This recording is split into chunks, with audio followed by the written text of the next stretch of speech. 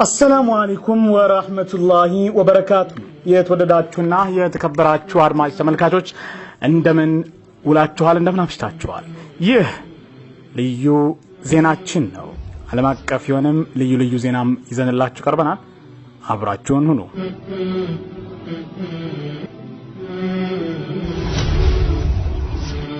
የአሜሪካው ፕሬዝዳንት ዶናልድ ትራምፕ በእስላምና በሙስሊሞች ላይ የሚያደርጉት ዘመቻ በርካታ አሜሪካውያንና አውሮፓውያንን ወደ መስጂድ እንዲቀርቡ ሙስሊሞች ጋር እንዲተዋወቁ እንዲሁም ስለ እስልምና አይምሮአቸውን ክፍት እንዲያደርጉም እያደረጋቸው ነው ተባለ በአሜሪካም በተለያዩ መስጂዶች ሙስሊም ያልሆኑ ነጮች መስጂዶችን እየጎበኙ ነው በለንደን ደግሞ የመስጂድ ጉብኝት ቀን በሚል በተያዘ ፕሮግራም መስጂዶች ሲጎበኙ መዋላቸውን ታዋቂው የእንግሊዝ ቴሌቪዥን ጣቢያ ቢቢሲ ጭምርም ዘግቧል እኛም ከወደ ሰሞኑ በአሜሪካ እየተካሄዱ ያሉ የመስጂድ ጉብኝቶችን እንዲሁም በለንደን እየተደረገ የነበረውን የመስጂዶች ቀን ልዩ የቢቢሲ ዘገባ ተርጉመን አቀርበንላችኋል አብራችሁን ሁኑ የዩቲዩብ ቻናሉን ሰብስክራይብ ያድርጉ እንዲሁም ይህንን ቪዲዮ እርሶ ጋር ብቻ እንዳይቀር ሌሎችም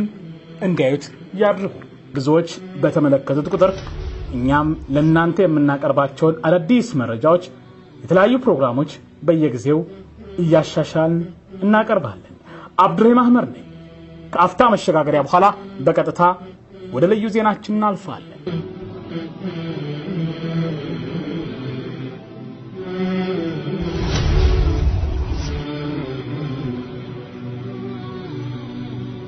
በእስላምና በሙስሊሞች ላይ የሚደረጉ የተለያዩ ዘመቻዎች ለእስላም መስፋፋት በር የከፈተለት ያለ ይመስላል ከዚህ ቀደም በአሜሪካም በ9/11 ጥቃት ከተሰነዘረ በኋላ ምዕራባውያን ስለ እስላምና ሙስሊሞች ለማወቅ አይምሮአቸውን ክፍት ያደረጉበት እንዲሁም በ10 ሺዎች የሚቆጠሩም ወደ እስላም የገቡበት ሂደት መኖሩም አለ የማይባል እውነት ነው ከወደ ሰሞኑ ገና ከመመረጣቸው ጀምሮ በእስላምና በሙስሊሞች ላይ ዘመቻ ማድረግ የጀመሩት የአሜሪካው ፕሬዝዳንት ዶናልድ ትራምፕ ይህንን ተከትሎ ለሙስሊሞች አጋርነታቸውን የሚገልጹ መስጂዶችን የሚጎበኙ እንዲሁም እስላምን የሚቀበሉ ሙስሊም ያልሆኑ ነጮች ምዕራባውያን እየተበራከቱ መጥተዋል ከወደ ሰሞኑ የሰባት ሀገራት ሙስሊሞችን ወደ አሜሪካ እንዳይገቡ ዶናልድ ትራምፕ መመሪያቸውን ካወጡ በኋላ አደባባይ ይህንን በመቃወም ሰልፍ የሚወጡ እንዲሁም ወደ መሳጅዶች ለጉብኝት የሚመጡ ቁጥራቸው እያደገ እየተመነደገ መሆኑን የሚወጡ መረጃዎች ያመለክታሉ ከወደ ሰሞኑ በመቶዎች የሚቆጠሩ ሙስሊም ያልሆኑ ቺካጎ ውስጥ በሚገኘው ሁዳ መስጂድ ተገኝተው እስልምናን መርሆች ለመማር ሲጥሩም ተስተውሏል ዋነኛ ዓላማቸው ስለ ሙስሊሞች ትክክለኛ ግንዛቤ ከምንጩና ከራሳቸው ማግኘት መሆኑን ተወስቷል በዚህ መልኩ የተጀመረው መስጂዶችን ለሌላ ሃይማኖት ተከታዮች ክፍት አድርጎ በነጻነት እንዲጎበኙና እንዲጠይቁ የማድረግ ዘመቻ ከትራምፕ ጸረ ሙስሊም ፖሊሲ በኋላ ተጠናክሮም ተስተውሏል በአንዳንድ መሳጅዶችም ውስጥ እስልምናን የሚቀበሉትም በስተዋል የምዕራባውያን ሚዲያም ከሚቀባው ጥላሸት ማላቀቅ ለዓለም ሰላም አይነተኛም ሚና አለው ሲሉ የሚያምኑ በርካቶች ናቸው በርካታ ሙስሊሞች ይህንን መሰል አጋጣሚ አላህ የብዙዎችን ልቦናም ወደ እስልምናም እንዲያዘነብል የሚያደርግበት መልካም እድል መሆኑንም ይጠቅሳሉ ለዚህም በ2011 የተከሰተውን ጥቃት ተከትሎ ብዙዎች ስለ እስልምና ምንነት ለማወቅ ያደረጉት ጥረት ፍሬው የሰመረም እንደነበር ያስተውላሉ አሁንም በአሜሪካም የመስጂዶች ጉብኝት እንዲሁም በመስጂዶች ስጦታ መስጠት አበባም ማበርከት አንዳንዶችም ደግሞ አላህ ልቦናቸውን ከፍቶላቸው እስልምናን እየተቀበሉ ይገኛሉ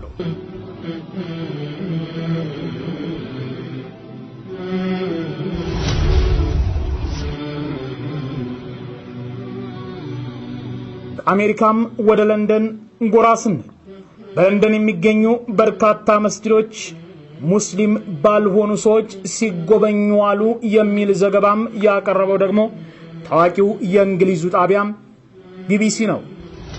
ቢቢሲ በዘገባውም እንዲህ አለ። Dozens of mosques around London opened their doors to visitors today, welcoming non-Muslims to ask questions about their faith over tea and biscuits. Visit My Mosque Day comes after a week in which 6 Muslims were killed at a mosque in Canada. Here's Caroline Davis. እለቱ የሀገር አቀፉ የመስጂድ ጉብኝት ቀን ነው። በካናዳ 6 ሙስሊሞች በመስጂድ ውስጥ ከመገደላቸው አንድ ሳምንት በኋላ ነው ይህ ቀን የታወጀው። በርካቶች በየአካባቢያቸው መስጂዶች ተገኝተው ሙስሊሞችን ስለ እምነታቸው እንዲጠይቁ የሚጋብዝ ፕሮግራም ነው። ይምጡ መስጂድን ይጎብኙልን ነው የሚለው ጥሪው። ከዚህ ጋር በተያያዘም ስለ እስልምና ትክክለኛ አስተምህሮ ከእምነቱ አባቶችና ተከታዮች በቀጥታ እንዲያገኙ የሚያስችል እንዲሁም በቅርብ ጊዜያት በየሚዲያው የሚነዛውን እስልምና ጠል ወይም ኢስላም ፎቢያ ኢስላምን የማጠልሸት ተግባር የሚያርም ነው ተብሏል። ይህ ጅምር በዛሬው ዕለት ዓለም ቢቢሲ በዘገባው በዛሬው ዕለት በለንደን ከተማ ብቻ ሙስሊም ያልሆኑ ሰዎችን ጠርተው እንዲጎበኙ ያደረጉ 39 የሚደርሱ መስጂዶች መሆናቸው የታወቀ ሲሆን በምስራቅ ለንደን ስያሜ የሚታወቀው መስጂድ አንደኛው ነው። ይህን መሰል ዝግጅት ለሶስተኛ ጊዜም የተስተናገደ እንደሆነ ነገር ግን ከስከዛሬው ጎብኚ አንጻር የላቀ ቁጥር መሳተፉም ተጠቅሷል። ጎብኚዎቹ መካከል እንዲህ አይነት መስተንግዶና አስተምህሮታዊ ይዘት ያለው ነገርን አልጠበቅንም ነበር ሲሉ ተደምጠዋል። We came without any expectations as such, but just to get behind the walls. የመስጂዱ ኃላፊ በበኩላቸው በመስጂድ ውስጥ ይከናወናሉ ተብሎ ከውጭ የሚወራው ነገር ከእውነታው የራቀ በመሆኑ ህዝባችን ትክክለኛ የመስጂዶችን ሚና እንዲረዳ በራችን ለሁሉም ክፍትና ተደራሽ ማድረግ ግድ ይለናል ብለዋል። There's a lot of misinformation out there about what actually happens in the mosque. So it's our responsibility to invite everyone and open our doors. ፕሮግራሙ መስተንግዶ ተሳታፊ የነበሩ ሙስሊሞችም እነዚህ ተቋሞቻችን ምን ያህል ስፋት ያላቸውና ግልጋሎታዊ ይዘታቸው ምን እንደሆነ እንዲሁም የኛን በፍቅር የተሞላ እንግዳ ተቀባይነት የማህበረሰባችንን የእርስ በርስና ከሌላው ጋራ ያለውን ደማቅ መስተጋብር እንዲያዩ አስችሎናል ሲሉ በዝግጅቱ ዓላማና ስኬታማነት ተናግረዋል ሲል ዘገባውን ያቀረበው ታዋቂው የእንግሊዝ ጣቢያም ቢቢሲ ነው። It's really good. Overwhelming that we didn't expect too many people, but as we mentioned, it's our pleasure and honor to people to come to visit our place. If you are familiar with the Bible, Organisers are hoping that events like today will help give people an understanding of Islam that's a little more personal. Caroline Davis, BBC London News. በሌላ በኩል በእንግሊዝ በተደረጉ የመስጂድ ጉብኝቶች ላይ ወንዶችም ሴቶችም በሰፊው ተሳትፈዋል። የዕለቱ ያገር አቀፉ የመስጂድን ጎብኙ ቀን ልዩ ስሜት እንደፈጠረባትና በንባ እንዳራጫት የገለጸችው ደግሞ ጃኪም ማይልስ ዊንድሚል የተባለችው መስጂድም ጎብኚ ናት። በጎብኝቷ ያጋጠማትን የተሰማትን ልዩ ስሜት እጅግ ስሜትን በሚነካ መልኩ ነበር የገለጸችው። እንዲህም ማለች፣ ሙስሊም አይደለሁም፣ ዛሬ መስጂድ መጎብኘቴ ግን በንባ አራጭቶኛን ነበር ያለችው። አክላም ስትገልጽ እንደዚህ ትላለች፣ ዕለቱ ያገር አቀፉ የመስጂድን ጎብኙ ቀን ነበር። ወደ ኒውፖርት የተጓዝነውም በማለዳ ሲሆን በብዙ ረገድ ግሩም ውሎ ነበር። ትዕይንቶች፣ በርካታ የነጻ ግብዣዎች፣ በእምነቶች ዙሪያ ውይይትና ስግደትን በቦታው የመታደም ፕሮግራም ነበረው። በነበረብን የሰዓት ማነስ የተነሳ ሶላት ሲሰገድ በአካል ማየት ባንችልም ቀሪው ነገር ግን ሁሉንም ተካፍለናል። ከሁሉም የሚያስደንቅ የነበረው ግን ዋናው ጉዳይ ያስተዋልነው ደማቅ አቀባበል ነበር። ከግልጽነት መልካምነትና ፍቅር ጋር የተበረከተልን የአቀባበል መስተንግዶ የማይረሳ ልዩ ውበት አለው። ወደ ውስጥ ስንገባ በሰላምታ ተቀበሉን። ጥቂት እንደተራመድን ወደ ክፍል ስንዘልቅም የገጠመን ሁላችንንም ከ3 ደቂቃም ባልበለጠ ቆይታችን ውስጥ እንባችንን እንድናፈስ ያስገደደ ነበር ብላለች። እኔ በግሌ የማልቆጣጠረው ስሜት ፈንቅሎኝቷል ስትልም ታክላለች። በገጠመን ተጨባጭ ራሴን እንዳፈር ነው የሆንኩት። ለዚህ ደግሞ ምክንያቱ እዚህ በፊት ያላስተዋልኩት አንድነትና አብሮነታችንን ዳግም መገንዘብ መቻሌ ያመጣብኝ ልዩ ስሜት ነው። እስከዛሬ እነሱ እያልን ያዳበርነው መሰረት የለሽ ጥላቻን አቅመቢስነት ተረድቻለሁ።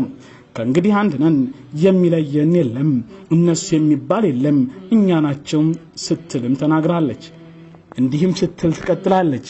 እኔን በሞቀ እቅፋቸው አከታትለው ያስገቡ 3 ቆንጂዬ ሙስሊም ሴቶች ጆኒን ይቅርታ አንተንም እንዲህ ሰላም ብንልህ ደስ ባለን ነበር፣ ግን በእምነታችን ስለማይፈቀድ ነው ትረዳናለህ በሚል ነበር ሁለታችንንም ትንሽ ፈገግ ብለው እምባይ ላፍታም ቢሆን የተገታው ትላለች። ይህ ስሜታዊ ምላሽ ምናልባትም ከመጠኑ አልፎ የተጋነነ ሊሆን ይችላል። ነገር ግን ልገድበው የምችለው አልነበረም። የሆነውን እንዳለ ላጋራችሁ ፈለኩኝ ትላለች። በመጨረሻም በአጠቃላይ በእለቱ ያሳለፍኩት አጋጣሚ ህሊናን የሚያድስ ስብዕናን እጅግ አበልጻጊ ታሪካዊ ተሞክሮ ሆኖ አልፏል ስትል ጃኪ ማይልስ ማስታወሻዋን ትቋጫለች። በእርግጥም በእስላምና በሙስሊሞች ላይ የማጠልሸት የተለያዩ ተግባሮች ከያቅጣጫው የተከፈቱ ቢሆንም በሚያስገርምና በሚያስደንቅ መልኩ ደግሞ ሙስሊም ያልሆኑ አካላቶች ስለ እስላም እንዲያውቁ እያደረጋቸው ነው። ዶክተር ዛኪር ናይክ ስለ ትራምፕ ተጠይቆ የመለሰው እንዲህ ነበር ያለው። We find that anything which is popular, they do have enemies. And Allah says in the Quran that every prophet had enemy, and Muhammad sallallahu alaihi wasallam being the last prophet will always have enemy. So I feel that people like Donald Trump, they prove the Quran right. እኔ እንደማምነው ምንም አዲስ ነገር የለም። በቁርአን እንደምናውቀው ሁሉም ነብያቶች ጠላቶች ነበራቸው። ሙሐመድ የመጨረሻው ነብይ ሰለላሁ ዐለይሂ ወሰለም ጠላቶች ነበሯቸው አሏቸው። ስለዚህ እንደ ዶናልድ ትራምፕ አይነት ሰዎች እንዲያውም ቁርአን ትክክል የመሰከረ ለመሆኑ ያረጋግጣሉ። አላህ ሱብሓነሁ ወተዓላ በሱረቱል ፉርቃን ላይ እንደገለጸው ለነብዩ ሙሐመድ ሰለላሁ ዐለይሂ ወሰለም ጠላቶች እንደነበሯቸው በግልጽ ተቀምጠዋል። ወደ እስላም ጥሪ በጀመሩ ጊዜ ችግርና ተቃውሞ ገጥሟቸው ነበር። Surah Furqan chapter number 25 that there will be an enemy from Muhammad sallallahu alaihi wasallam. ለምሳሌ ሱረቱል ፉርቃን አንቀጽ 4 ማንሳት ይቻላል። እንዲህ ይላል፣ እነዚያ የካዱት ይህ ቁርአን ሙሐመድ የቀጠፈው በእርሱም ላይ ሌሎች ህዝቦች ያገዙት የሆነ ውሸት እንጂ ሌላ አይደለም አሉ። በእርግጥም በደልንና እብለትን ሰሩ ይላል አላህ Subhanahu Wa Ta'ala። ከነዚህ ሁሉ ነገሮች ጋር ግን ኢስላም ከመስፋፋት አይገታም። አላህ Subhanahu Wa Ta'ala በሱረቱል ኢምራን አንቀጽ 54 እንዲህ ይላል፣ አይሁዶችም አደሙ አላህም አድማቸው መለሰባቸው፣ አላህም ከአመፀኞች ሁሉ በላጭ ነው ይላል። የምታስታውስ ከሆነ ከመስከረም አንዱ የፔንታጎን ከ9/11 የአሜሪካም ክስተት በኋላ ሚዲያው ሁሉ በእስላም ላይ ዘመቻ ከፍተው ነበር። ነገር ግን ብዙዎቹ ስለ እስላም እንዲያውቁ በር ከፈተ። ከክስተቱ 9 ወር በኋላ በአሜሪካ ብቻ 34000 ህዝብ እስላምን ተቀብለዋል። ከክስተቱ 10 ወር በኋላ ደግሞ በአውሮፓ ከ20,000 ሰው በላይ እስላምን ተቀብለዋል። ስለዚህ እስላምን ባጠቃው ቁጥር የበለጠ ያድጋል፣ ይስፋፋል። እኔ እንደማምነው እንደዚህ አይነት ሰዎች ለእስላም መስፋፋትና ማደግ ወደፊት ጠቃሚ ግብአት ሆነው ታገኙዋለህ። In Europe alone, in a span of 10 months after 9/11, more than 20,000 Europeans accepted Islam. በእርግጥም የዶክተር ዛኪር ናይክ ምላሽ እውነትነቱም እየገዘፈ ስለ እስላምና ሙስሊሞች የሚወራው መልካም ነገር በደመና ላይ እየተንሳፈፈ በሰዎች ልብ ውስጥ ጠልቆና ዘልቆም እየገባም ያለ ይመስላል። አሁን ምዕራባውያን ስለ እስላምና ስለ ሙስሊሞች ለማወቅ ለመጠየቅ በመስጊዶች እየተኮለኮሉ ገሚሶችም እስልምናን የተወሰኑትም እስልምናን እየተቀበሉም ይገኛል። ለዛሬ ያዘጋጀንላችሁን ልዩ ዜና በዚሁ ቋጨ። በቀጣይ ጊዜ በሌላ ፕሮግራም እንገናኛለን። ወሰላሙ አለይኩም ወራህመቱላሂ ወበረካቱ። አብዱራሂም መሐመድ ነበርኩኝ።